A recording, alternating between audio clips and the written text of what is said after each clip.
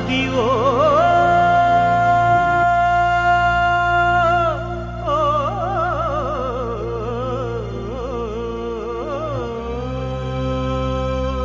ఇప్పుడు మనం తిరుపతి రైల్వే స్టేషన్లో దిగాము.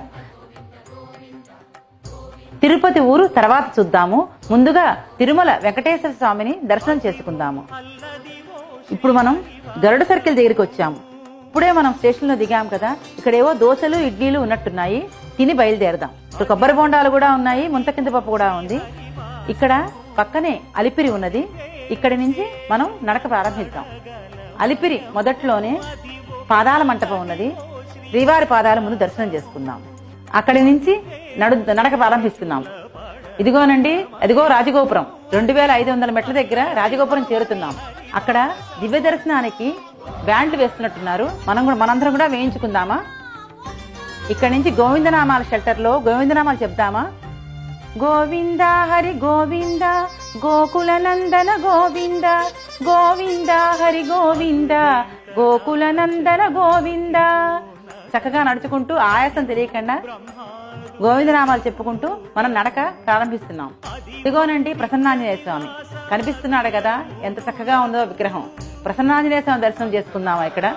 అక్కడ ఏదో జింకల పార్కు కనిపిస్తున్నట్టుగా ఉన్నది. అవును, అందరూ అక్కడ క్యారెట్లు ఏవో జింకలకు పెడుతున్నట్టుగా ఉన్నారు. మనం కూడా ఆ అమ్మాయి దగ్గర క్యారెట్లు కొని జింకలకు పెడదాం. అదిగో కనిపించేదే మోకాళ్ళ పర్వతం. మోకాళ్ళ పర్వతం కొంచెం ఎక్కడం కొంచెం కష్టమే అనుకుంటాను. ఇదిగోనండి చివరి మెట్టు. తిరుమల కొండ మీద కాలు పెడుతున్నాం. ఇప్పుడు ఎడం చేతి వైపు ఏదో పార్క్ ఉన్నట్టుగా ఉంది. గీతోపదేశం రథం అది కనిపిస్తోంది. ఇదే గీతోపదేశం పార్క్ అండి. అది శంకుమిట్ట నామాల పార్కు. ఆ ముందుగా రామ పంచాయతనం కూడా ఉంది. అవే ఎస్ఎంసి కాటేజీలండి. ఆ కాటేజీల్లో మనం బస చేద్దాం ఈ రాత్రికి. ఎవరికైనా మొక్కులు ఉంటే గనక కళ్యాణకట్టలో మొక్కులు తీర్చుకోండి. అక్కడ పుష్కరిణిలో స్నానం కూడా చేయొచ్చు.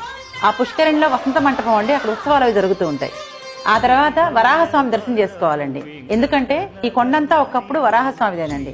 ఈ వెంకటేశ్వర స్వామి గారికి ఆయన వరాహస్వామి వారు గుడి కట్టుకోవడానికి ఇచ్చారు. అందువల్ల మన వెంకటేశ్వర స్వామి వారు ముందుగా ఆయన దర్శనం చేసుకున్న తర్వాతే నన్ను దర్శించుకోవాలని చెప్పారండి. అందుకు ముందు వరాహస్వామి దర్శనం చేసుకుందాం. దర్శనం అయింది కదండి. ఆ తర్వాత మనందరం ఇప్పుడు వైకుంఠం కాంప్లెక్స్కి వెళ్దామండి. అక్కడ క్యూలో మనం కూర్చుందామండి. మన టైం ప్రకారం ఆ క్యూలో నుంచి బయటకు వచ్చి ఆ క్యూలో అలా వస్తూ అలా రాజగోపురం దాకా వస్తామండి. రాజగోపురం నుంచి లోపలికి వెళితే వెండి గోపురం, తర్వాత అదిగో బంగారు గోపురం అండి.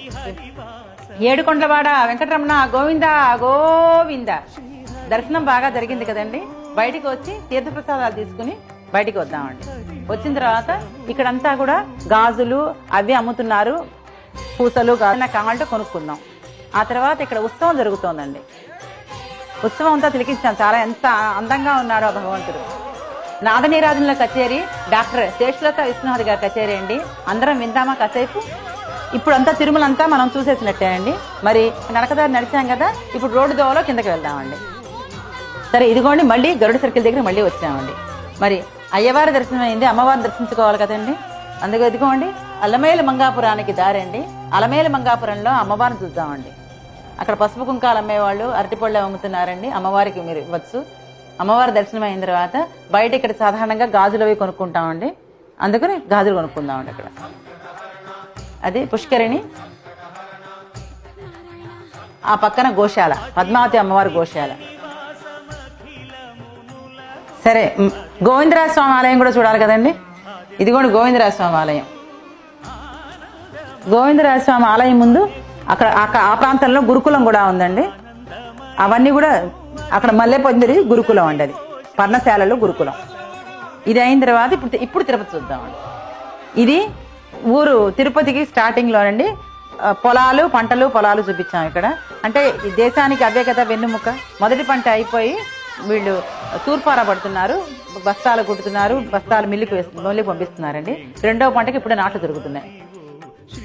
ఇదిగోండి ధాన్యం బస్తాలు మిల్లుకు ఎడ్ల బండి మీద తీసుకెళ్తున్నారండి. ఇక్కడ వీళ్ళు ఇంటి దగ్గర కూర్చుని ఆడవాళ్ళంతా మధ్యాహ్నం పూట తీరిక సమయాల్లో పిండేది విసురుకుంటూ పనులు చేసుకుంటున్నారండి. ఈ తర్వాత ఇక్కడ ఇప్పుడు తిరుపతి ఊరు చూద్దామండి. ఇది ఒక సత్యనారాయణపురం కాలనీ అండి. ఇక్కడ సంక్రాంతి సంబరాలు జరుగుతున్నాయి చూడండి. ముగ్గులు, గొబ్బెమ్మలు, హరిదాసు, గంగిరెద్దుల వాళ్ళు సంక్రాంతి సంబరాలండి. ఇది డబల్ రోడ్ అండి. ఇది డబల్ రోడ్డు. డివైడర్ కూడా కనిపిస్తుంది కదా.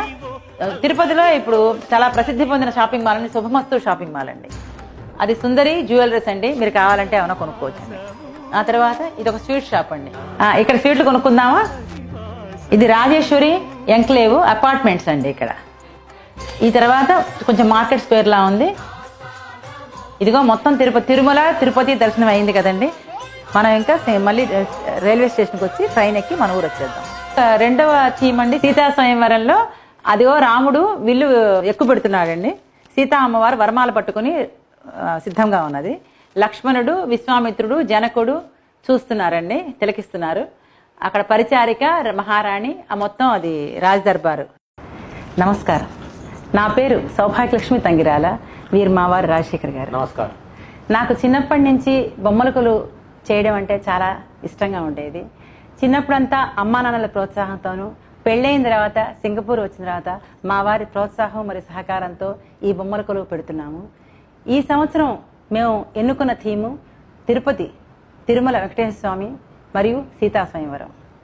ఈ కొలువు చేయడానికి మాకు 3 వారాలు పట్టింది. ఇందులో పెట్టిన బొమ్మలన్నీ చాలా వరకు నేను చేసినవేను. కొన్ని కొండపల్లి బొమ్మల్ని ఉపయోగించుకున్నాము. సీతా స్వయంవరంలో బొమ్మలు మొత్తం నేను చేసినవేను. ఈ కొలువు పెట్టిన దగ్గర నుంచి సింగపూర్లోని తెలుగు మిత్రులంతా ఎంతో ఆసక్తిగా కుటుంబంతో సహా వచ్చి చూసి ఆనందించి మమ్మల్ని అభినందించి ప్రోత్సహిస్తున్నందుకు ఎంతో ధన్యవాదాలు. సింగపూర్ తెలుగు టీవీ వారితో మా అనుభవాల్ని ఇలా పంచుకుంటున్నందుకు చాలా ఆనందంగా ఉంది. ధన్యవాదాలు.